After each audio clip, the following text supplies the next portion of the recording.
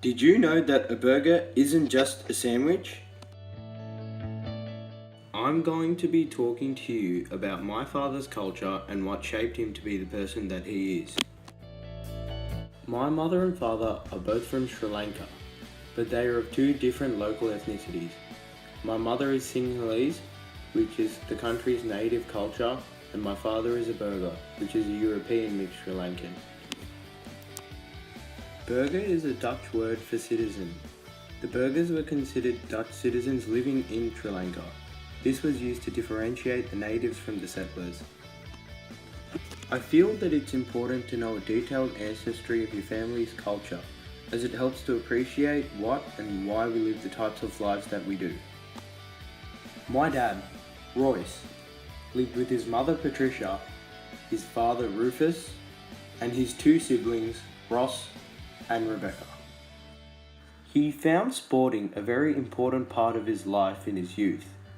He was just a young man trying to make his passion into something bigger. He tells me stories of him spending countless hours running, kicking, and throwing, all to perfect his craft, and eventually became one of the elite schoolboy sportsmen of his time in Sri Lanka. Time spent with his family, especially his grandfather, were some of the most memorable and cherished times in his life. Discussing things happening in town at the moment, or how good Auntie Christine's cake was.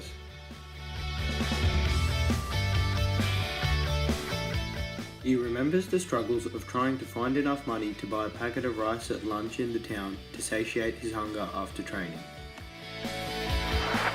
Once he had turned 18 and the Civil War was active in the country, he didn't see a future living there, even though the country was still so pristine and beautiful.